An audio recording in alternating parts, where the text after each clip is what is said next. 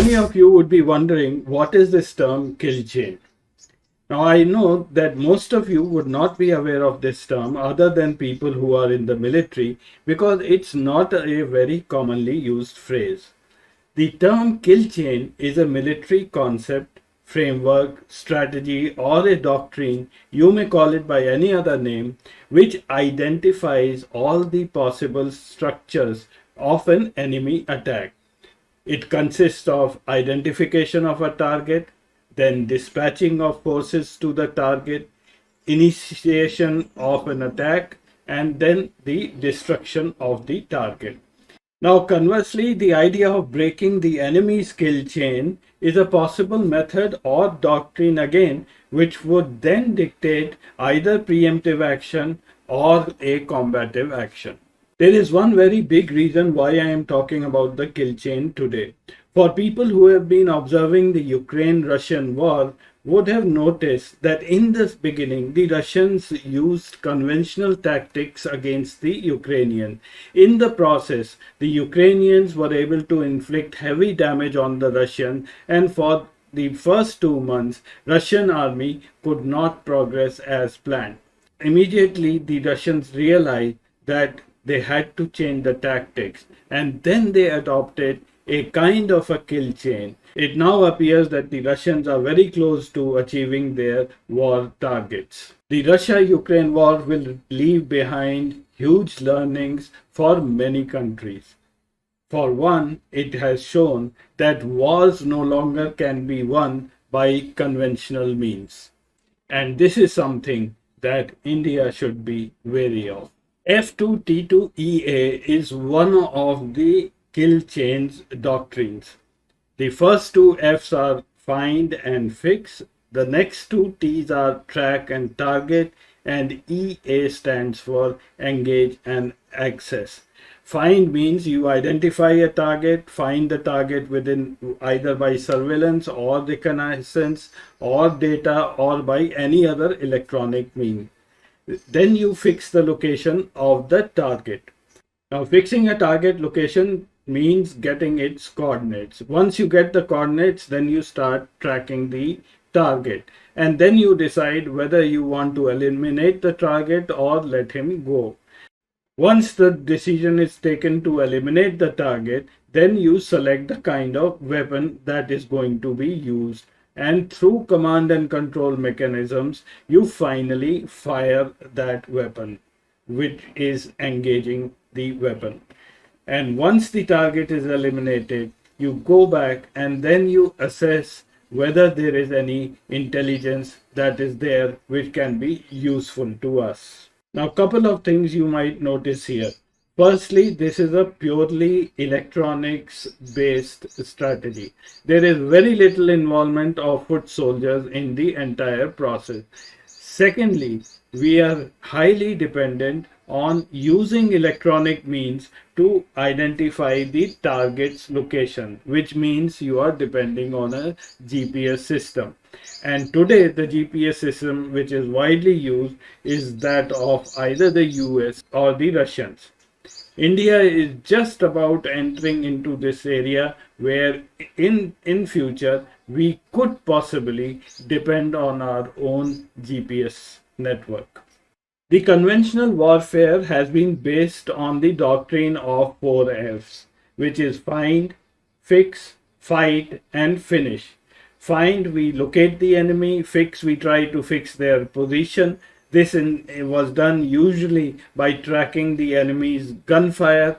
Then you send in your troops, you fight either with guns or artillery or infantry, and then you try to eliminate the enemy by combative means. So the Russians initially started with the 4Fs, and couple of months down the line they switched to F2T2EA when they are now able to meet their war objectives. Now, as the world moves more towards electronic warfare and cyber warfare, in parallel, a cyber kill chain doctrine has also been developed. And this has been done by the active participation of Lockheed Martin and the US Department of Defense. Now, today, the US government is very serious on the cyber kill chain doctrine and has taken up its implementation for their defense forces.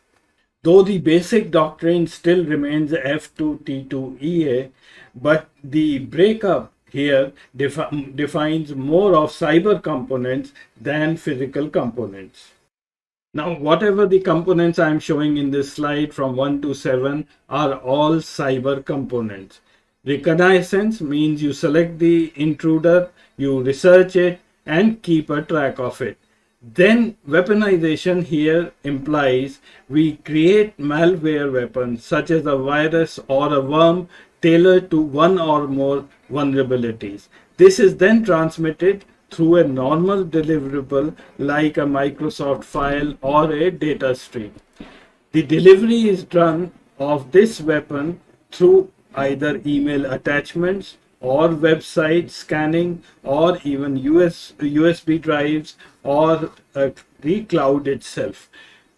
The exploitation here implies malware weapon program code which is put into the computer of the enemy, which then takes action to target that network and to exploit its vulnerabilities.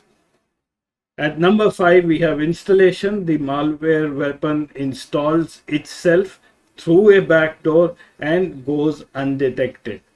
The command and control here enables the intruder to have hands-on keyboard persistent access to the target network. The key is it doesn't get detected for quite some time.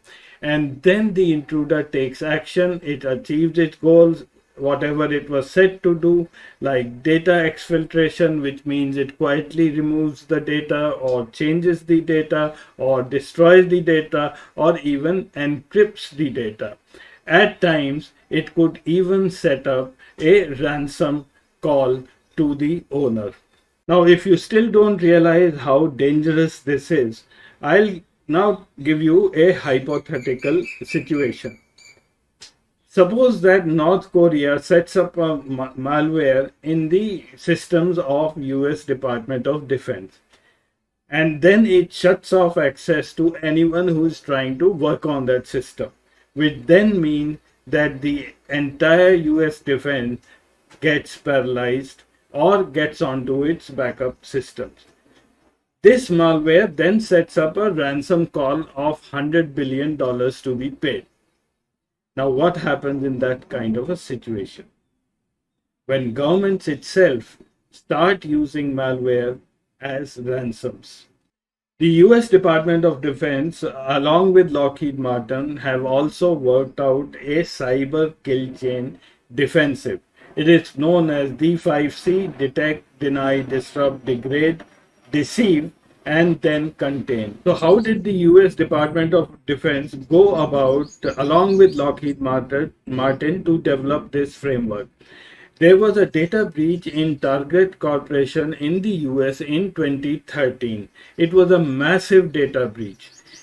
The US Department of Defense used Lockheed Martin's CyberKill framework and applied it on this data breach, from where they were able to establish several loopholes in the current methodologies, and that they have been using to further strengthen their defense systems. Just remember that the CyberKill framework is not only for the defense system, it is for every aspect of automation within a country.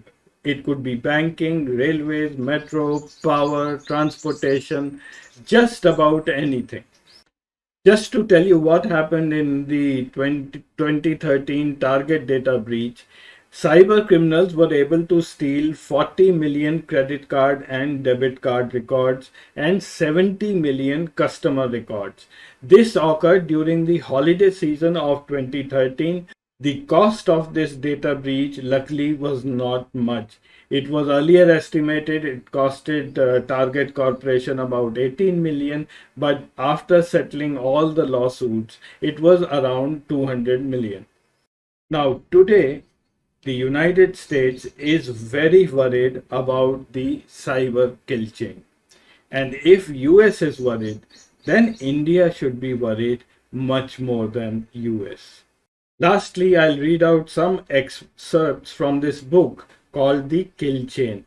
This is written by Christian Brose, who worked very closely with Senator John McCain. I'm sure all of you know who is Senator John McCain. He was a US Navy pilot officer and he served as the senator from Arizona from 87 till he died in 2018. During the Obama administration, he was the chairman of the Senate Armed Services Committee. Now, the Senate Armed Forces Committee is not just some other committee. This committee is empowered with legislative oversight, which means that it can overrule the United States military, including Department of Defense, military R&D, nuclear energy, looks after benefits of the military and other service-related matters. This committee can even overrule the Secretary of Defense in the United States government. Remember that Obama was a Democrat while all these powers were invested in Senator John McCain, who was a Republican. Christian Brose had been McCain's principal advisor on national security and military issues. In that position, McCain and Brose were authorizing every penny spent in the US Department of Defense budget of $700 billion. Also in that position, Christian Brose and John McCain both had access to Pentagon's top secret, highly classified documents, and they were regularly meeting top defense officers. In the winter of 2017, John McCain called all the 100 senators for a very important briefing. He was about to break the information that the US had lost the race against China, a race which many of them did not even know that was being run. For several years, McCain had been pleading with the Pentagon to tell the truth to the American public. But the Pentagon was not forthcoming. So then McCain decided that he would then break the bad news to the American people. McCain got the officers from Pentagon to come and describe the war game simulations which they had been doing for the last several years. The Pentagon officer said that the performance of US troops in the simulation has been consistent. It has been consistent to the effect that each and every war game which the US has simulated, the US has lost it against the Chinese. The supremacy of the United States as a military power and a cyber power is ending. The excerpt of this book is available online. You can read it. It gives a great insight into what has happened within the United States. And if this is what the United States thinks, well, what should India be thinking?